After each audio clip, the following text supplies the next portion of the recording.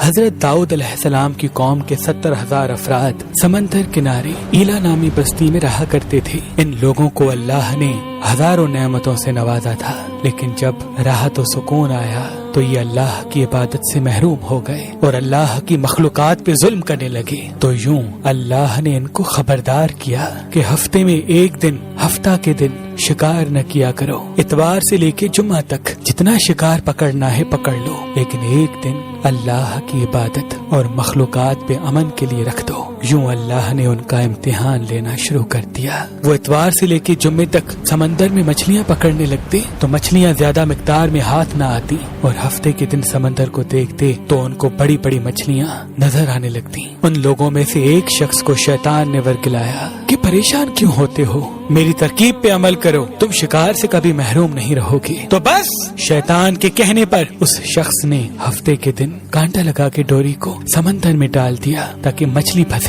اور شیطان نے کہا اس مچھلی کو تم اتوار کے دن نکالنا، اور یوں ہفتے کی حرمت بھی باقی رہے گی اور تمہارا شکار بھی ہو جائے گا۔ بس شیطان کی بتائی ہوئی ترکیب پہ ہفتے کے دن مچھلی پھنسی رہی اور وہ اتوار کے دن نکالتا اور خوشی سے کھاتا۔ جب آس پاس کے لوگوں نے پوچھا تو ان کو بھی یہ ترکیب بتانے لگا، اور یوں اس قوم کے کچھ لوگ ہفتے کے دن مچھلی پکڑنے کے لیے جال پھینکتے اور اتوار کے دن نکالتے، اور کچھ نے تو اس سمندر میں سے نالیاں بنا کے چھوٹے چھوٹے تالاب بنا دیے، کھڈے بنا دیے، تاکہ ہفتے کے دن جیسے ہی مچھلیاں یہاں سے گزریں تو ان تالاب میں پھنس جائیں اور ہم اتوار کو ان مچھلیوں کو نکال کے پکا کے کھائیں گے۔ اس گاؤں میں کچھ اللہ کے خاص بندے بھی موجود تھے جو کہنے لگے، اے لوگو، اللہ نے ہفتے کے دن شکار کرنے سے منع کی ہے، یہ جو تم جال پھینکتے ہو یا چھوٹے چھوٹے تالاب بناتے ہو، ان میں ہفتے کے دن اگر مچھلی پھنستی ہے تو یہ شکار ہفتے کے دن کا ہوگا۔ اللہ کے عذاب سے ڈرو، اللہ کی نافرمانی نہ کرو۔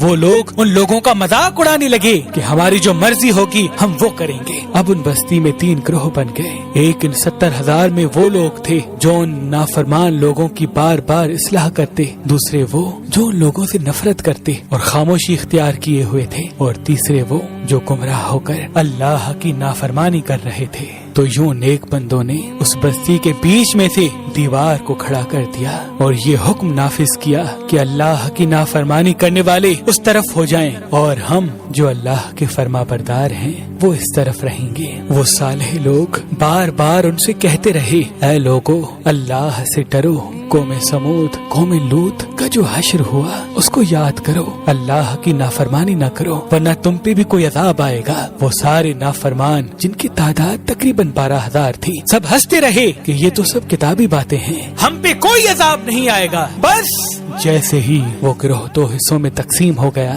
ایک وہ جو اللہ کے فرما بردار بندے دیوار کے اس طرف تھے، اور دوسرے وہ جو نافرمان بندے جو دیوار کے اس طرف تھے۔ وہ نافرمان پوری رات ہنستے رہے، مذاق اڑاتے رہے، اور وہ اللہ کے خاص بندے دیوار کے اس طرف اللہ سے معافی مانگنے لگے۔ بس جیسے ہی صبح ہوئی، وہ نیک صالح انسان اٹھے، انہوں نے محسوس کیا کہ دیوار کے اس طرف سے کسی انسان کی آواز نہیں آ رہی۔ جیسے ہی دیوار کی اس طرف چڑھ کے دیکھنے لگے کہ سارے کے سارے وہ لوگ بندر کی شکل میں تبدیل ہو چکے تھے اور بندروں کی حرکت کو انجام دے رہے تھے۔ وہ جو صالح لوگ دیوار سے ان بندروں کو دیکھنے لگے، ان صالح لوگوں میں سے جو ان کے رشتہ دار تھے، انہوں نے ان بندروں کے کپڑوں سے اپنے اپنے رشتہ داروں کو پہچانا اور چیخ کے رونے لگے، اللہ سے معافی مانگنے لگے۔ لیکن اللہ کا عذاب جب آتا ہے تو وہ ہو کے رہتا ہے۔ وہ 12,000 لوگ جو بندر بن چکے تھے کچھ بھی کھا پی نہیں سک رہے تھے، اور یوں 3 دن بعد وہ اس عذاب میں آ کر فنار ہو گئے۔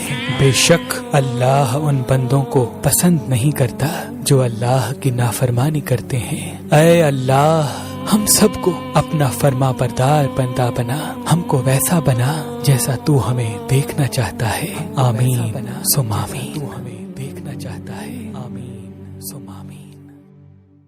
دوست احباب کے ساتھ ضرور شیئر کریں اور ہمارے اس چینل کو ضرور سبسکرائب کر لیں تاکہ ہماری تمام اپلوڈ ہونے والی ویڈیوز کا نوٹیفیکیشن آپ تک پہنچتا رہے۔